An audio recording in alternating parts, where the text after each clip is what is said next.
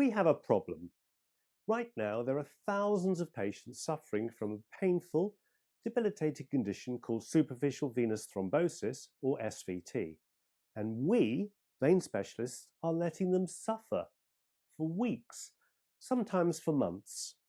According to Chris Pittman, a radical solution exists that can stop their pain in under 48 hours.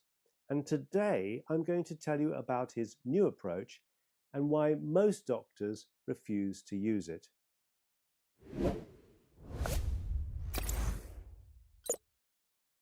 I'm talking about foam sclerotherapy, the very thing that causes a small clot to treat an existing spontaneous clot.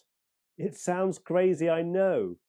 When Chris first told me about this treatment for SVT 2 years ago, that's exactly what I told him. You must be crazy. Here's how that conversation went. Okay. Now, here's a thing that I do feel strongly about. Injecting veins with superficial vein thrombosis. Now, okay, here's the distinction I make. I expect phlebitis, i.e. an inflammation in the vein after foam sclerotherapy, because you've removed the endothelium, and that's essential as part of the healing process. You've provoked an inflammatory condition which will ultimately lead to fibrosis and obliteration of the vein. That's a given. But if somebody comes off the street with superficial vein thrombosis, there's no way I'm going to inject foam into that. And I'll tell you why. That person is in a hypercoagulable state. SVT is also a risk factor for DVT. And if in the unfortunate case that that patient were to suffer a complication from their SVT, and I've just injected foam into the leg, who is going to come looking after me, Chris? The lawyers or the medical defense unions or my medical registration? I think it's madness to inject SVT with foam. No. If you want to fully Why would you do that? Aspirate, yes, and apply compression. Because and wait 3 months to treat a suffering patient? I've had patients come in suffering with daily, almost constant discomfort from SVT for months that I was able to resolve overnight when I foamed it. Well, that's anecdotal. Why would I do that? So let me.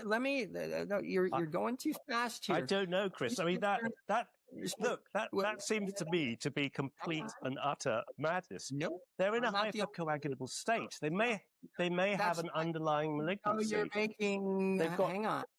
How do you know they're hypercoagulable? Did you do what Parsi and his group do and get a D-dimer? You don't know that they're hypercoagulable. It doesn't mean I treat them that day. I'm going to do a careful ultrasound. I'm going to look at both legs. I'm going to exclude DVT, and then I'm going to foam it. If they're straight off the street and you haven't done anything to them like foam, that's a superficial vein thrombosis. To call it superficial vein phlebitis or superficial thrombophlebitis is incorrect. The primary pathology is thrombosis in the superficial vein. What are you afraid of? Phlebitis. I'm afraid of the patient getting. I'm afraid of the SVT extending and it propagating into the deep vein and a pulmonary embolus. That could occur without foam. And I don't want to be the person who's just injected foam into SVT. Okay, then you know what I'll aspirate. I'll aspirate a tender vein and I'll put eccentric compression and a compression stocking and give them topical anti-inflammatories or oral anti-inflammatories. So there's no way I'm going to pick up a syringe of foam and inject it into that vein. I do vehemently disagree with. And you can say anecdotally you do it and they're better and your colleagues do the same or you know people. But I want to see publications on that because I've not seen it. And you haven't published, have you, Chris, on that? We will publish it, but there'll still be holdouts. It really doesn't matter. let me, things aren't as simple as you make things. Well, I'm going. they're not simple. But I think the concept of fighting fire with fire is to people who are not informed is particularly unhelpful. No, incorrect. If you have to treat partially closed veins, why can't you get, why aren't we creating DVT all day long and pulmonary embolism doing foam sclerotherapy? But the science behind this approach is irrefutable. I've had 2 years to think about it. Chris and I have had many exchanges about the subject. We've discussed Parsi's paper on deep vein sclerosis, and at this year's British Association of Sclerotherapists meeting, Chris was able to discuss the science further in the context of another paper by Parsi, Spaghetti with Meatballs or Noodles. I'm going to walk you through the mechanism of pain relief and the clinical technique you need to use. But the most important part is at the end. Stick with me because I'm going to share the chilling reason why I believe this innovative treatment hasn't been widely adopted and why it probably won't be for many years, if ever, at least here in the UK. Let's define the problem. SVT is a painful, tender, palpable cord, a clot in the superficial vein. It used to be called phlebitis to underscore the main clinical features of the condition: pain, redness, heat, and swelling. But the condition is now called superficial vein thrombosis to underscore the fact that the clot can extend and lead to deep vein thrombosis, a potentially life-threatening diagnosis. When a patient enters a clinic with this level of pain, with superficial vein thrombosis, what are we taught to do? Well, the current guidelines are clear. We put them in compression, give non-steroidal anti-inflammatory medication, and if the clot extension is possible or is perceived to be likely, then we put them on anticoagulants, a blood thinner. And then we tell them to endure the pain. Chris describes the traditional approach as fundamentally a pill mentality that favors pharmaceutical management over definitive local resolution. Why do patients with SVT have so much pain? According to Chris, this is the key issue. When a spontaneous clot forms, the vein endothelium is still intact. Your body sees that clot and immediately tries to recanalize the vein. It mobilizes fibrinolytic enzymes and inflammatory mediators. That response causes the pain. Visualize this. It's an internal, uncontrolled reaction described by Dr. Pittman as a flailing animal inside the vein. And for weeks, the doctors are just watching this animal thrash, causing relentless daily suffering. According to Chris, we have to put it out of its misery. Now pause for a moment. If this simple 48-hour cure is available, why are guidelines still recommending months of suffering and blood thinners? The answer, incredibly, has almost nothing to do with medicine. It comes down to 3 letters that strike fear in the heart of every proceduralist: DVT. That fear is the real enemy here, and I'm going to break down exactly how it holds medicine hostage later. The solution, according to Chris, is to fight fire with foam. When foam sclerotherapy is used correctly, it is the best possible time to intervene on a spontaneous SVT because the existing clot acts as a perfect template, ensuring the foam is delivered precisely along the intima of the vein wall where the clot sits. The fundamental difference between de novo SVT and the intentional result of sclerotherapy is the effect on the vein wall. With foam, we are creating an occlusion, but more importantly, we are achieving complete endothelial ablation. We're removing the endothelium, and when you remove the endothelium, you stop the entire painful physiological process of recanalization as well as the inflammatory process.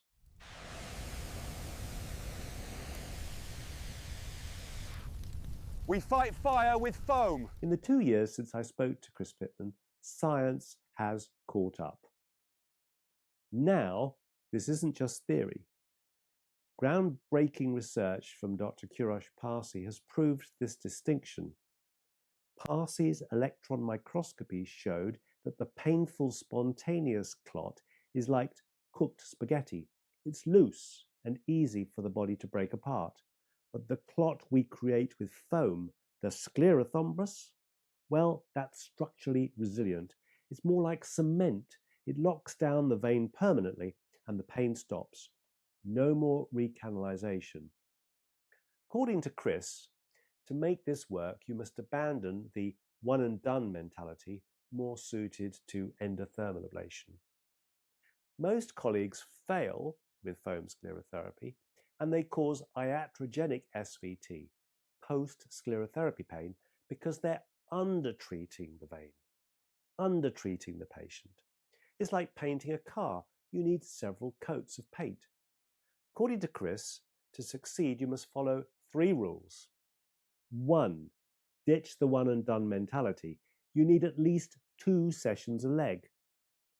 2, your endpoint isn't just closed on ultrasound, it's non-sponginess. If the vein squishes on pressure even by 20%, the animal's not dead. You failed. Number 3, if the patient has post-treatment pain, fight fire with foam. Put out the fire by injecting more foam into that tender, painful segment. Don't aspirate the clot. Inject more foam to achieve complete destruction of the intima. So, we have clinical evidence from Chris Pittman's personal experience and scientific backing from Parsi. A treatment that is rapidly effective and a definitive solution for a painful condition. So why is the current passive guideline, compression and anticoagulation, still the standard? The problem is the regulatory environment.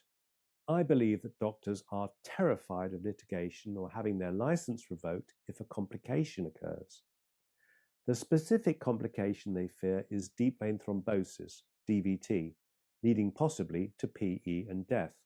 But Parsi's data provides crucial cover here. In a massive study of over 9,000 procedures, DVT occurred in only 0.07% of cases.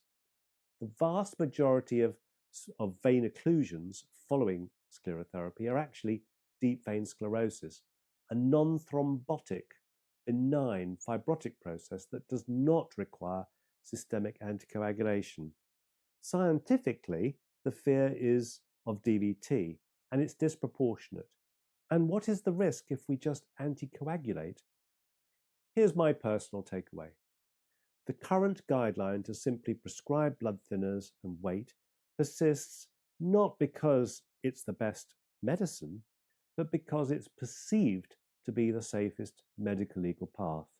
The chilling fear that an innovative proceduralist will be penalized for a rare DVT complication acts as a powerful systemic deterrent, stifling patient care in favor of liability protection.